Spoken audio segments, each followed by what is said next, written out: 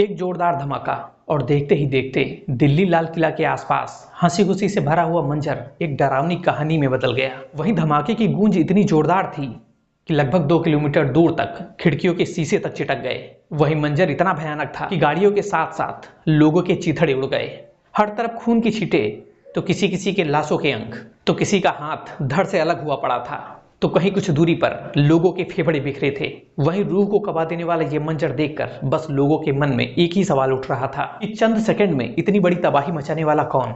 जहां देश की राजधानी दिल्ली सोमवार की शाम एक ऐसे जानलेवा धमाके से दहल उठा जिसने पूरे देश को हिला दिया। वहीं लाल किला मेट्रो स्टेशन के पास इस भयानक घटना में एक एक कर बड़े चौंकाने वाले खुलासे आ रहे हैं। वहीं पुलिस की जांच में पता चला कि धमाके में इस्तेमाल हुई i20 कार, जिसका सीसीटीवी फुटेज मिला है और उसमें जो शख्स दिखाई दे रहा है वो कोई और नहीं बल्कि डॉक्टर उमर नवी बताया जा रहा है। ये वही डॉक्टर उमर नवी हैं जिसका नाम फरीदाबाद से पकड़े गए आतंकवादी नेटवर्क में सामने आया था। वहीं पुलिस को शक है कि धमाका भी अमोनियम नाइट्रेट से किया गया है, ठीक उसी तरह जैसे फरीदाबाद में बम विस्फोटक केस में सामने आया था। अब ये भी जान लीजिए कि ये मामला कैसे जुड़ता है फरीदाबाद कनेक्शन से। दरअसल बीते दिनों फरीदाबाद में आतंकी कनेक्शन का पर्दाफाश हुआ था, जहां गिरफ्तारी के बाद भारी मात्रा में अमोनियम नाइट्रेट बरामद किया गया था। वहीं इसके पहले जम्मू कश्मीर पुलिस ने यूपी के सहारनपुर से डॉक्टर आदिल नाम के एक व्यक्ति को गिरफ्तार किया था, जहां आदिल द्वारा पूछताछ में ही ये विस्फोटक सामग्री बरामद की गई थी। जहां आदिल से पूछताछ में ही फरीदाबाद के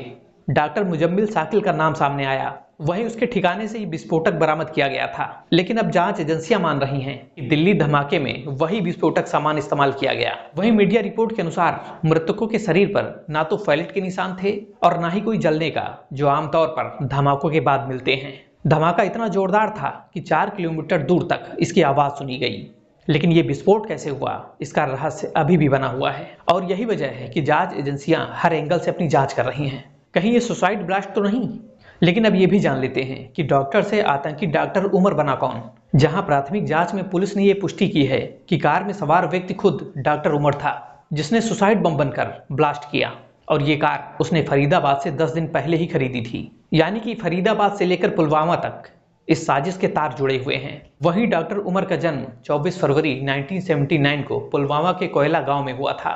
वो सरकारी मेडिकल कॉलेज श्रीनगर से एमडी मेडिसिन कर चुका था और जीएमसी अनंतनाग में सीनियर रेजिडेंस के तौर पर काम कर चुका है। लेकिन बाद में वो दिल्ली और फरीदाबाद के अल-फलाह मेडिकल कॉलेज में कार्यरत था। वहीं सूत्रों की माने तो डॉक्टर उमर डॉक्टर आदिल का करीबी सहयोगी था। दोनों इनक्रैप्ट टेलीग्राम चैनलों पर सक्रिय एक कट्टरपंथी डॉक्टर ग्रुप चलाते थे, यानी जो आतंकवादी नई शक्ल में पेश कर रहे थे। जबकि 20 से ज्यादा गाड़ियों में नुकसान पहुंचा है। तो वहीं अब तक 9 लोगों की मौत की पुष्टि हुई और 19 से ज्यादा लोग घायल होने की सूचना मिली।